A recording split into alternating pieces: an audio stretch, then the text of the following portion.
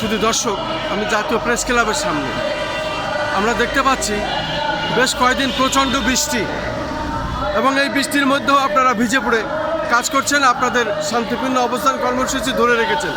এবং আজও দেখলাম গুড়ি গুড়ি বৃষ্টি এখনও হচ্ছে, এর ভিতরে ভিজে পড়ে কাজ করছেন। আপনি রীতিমতো ভিজে গেছেন। আপনার নাম পরিচয় দিয়ে বলুন, আপনারা এই কয়দিনে কী পর্যন্ত এগিয়েছেন এবং আপনারা কতদিন থাকতে চাচ্ছেন? আপনার নাম পরিচয় দিয়ে বলুন। ধন্যবাদ ভাই আপনাকে। আপনি তো অবগত আছেন যে আমাদের এই কর্মসূচিগুলো নিয়ে আপনি প্রথম থেকেই আমাদের এই কর্মসূচিগুলি আপনি নিউজ করতেছেন, হাইলাইট করতেছেন। আমরা অনেক দিন যাবত থেকে এই প্রকল্পের সাথে জড়িত, কিন্তু দুঃখের বিষয় কথা 31 মার্চ আমাদের এই প্রকল্প শেষ হয়ে যায়। কিন্তু অদ্যাবধি আমাদের এই প্রকল্প, আমাদের যে জনবল আছে 4200, এই জনবলগুলো মানবত জীবনযাপন করছে। সর্বশেষ আমাদের 31 মার্চ যখন আমাদের প্রকল্প শেষ হয়ে যায়, তখন আমরা মানবত জীবনযাপন করছি। আমাদের ছেলেমেয়েদের লেখাপড়া নষ্ট হয়ে যাচ্ছে, আমরা কেউ এই দুবেলা ডাল ভাত খেতে আমাদের অনেক কষ্ট হয়ে যাচ্ছে।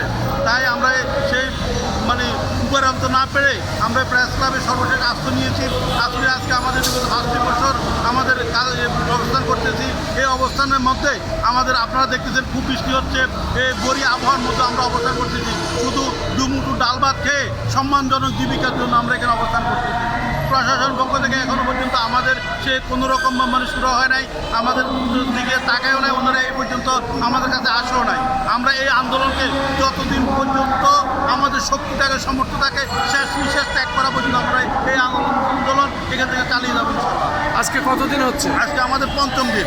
আমরা এই 5ম দিন শেষ হচ্ছে, আমরা আরও লাগাতার থাকবো যতদিন আমাদের আন্দোলন শেষ না হয়, এবং প্রশাসন থেকে আমাদের যদি কোনো আশ্বাস না আসা পর্যন্ত আমরা আন্দোলন চালিয়ে যাবো। আপনি কেন্দ্র কমিটির কি নাম পরিচয় দেন?